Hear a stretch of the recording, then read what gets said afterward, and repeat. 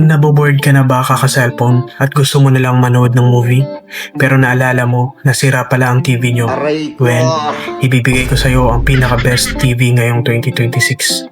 Nanatiling matindi ang labanan sa merkado ng Smart TV. Kung naghahanap ka ng mabibilhan dito sa Pilipinas o gusto mong malaman ang takbo ng teknolohiya ngayon, nahati ang mga sikat na brand sa tatlong kategorya based sa kanilang kalidad at presyo.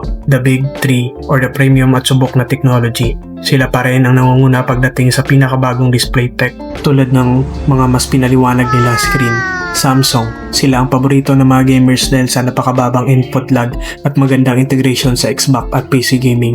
Tizen OS ang gamit nilang system. LG TV, sila ang hari pagdating sa traditional na OLED TVs kasama ang bagong LG G5 at C6 ngayong 2026. Kilala ang LG sa Weibo system na napakadaling gamitin at pagbibigay ng tinatawag na pixel perfect contrast o purong itim na kulay na maganda para sa mga mahilig sa movie. Sony TV, usapang linaw ng imahe, natural na kulay at upscaling o pagbibigay linaw ng mga lumang video. Nangunguna ang Sony gamit ang kanilang mga Bravia models. Gumagamit sila ng Google TV at kilala sa pagiging premium pero medyo may kamahalan ng presyo. At ang mga Value Kings, sulit sa presyo at specs.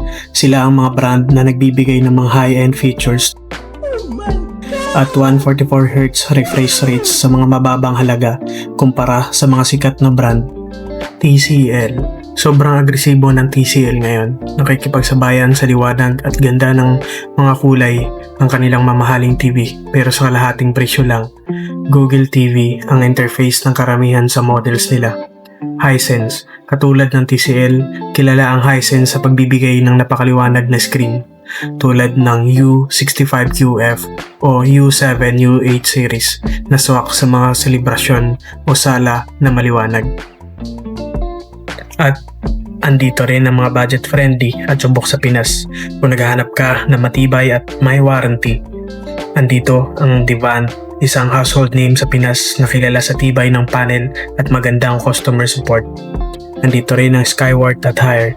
Ang Skyward ay patok para sa mga gustong mag-Google TV sa murang halaga, habang ang Haier naman ay nagpo-focus sa mga energy savings features para matipid sa kuryente. Nandito rin ang Xiaomi or Mi TV.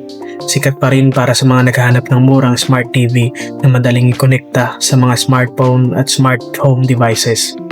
So, may napili ka na ba? Standard na ngayon ang 4K resolution at smart TV features kahit sa mga murang brand.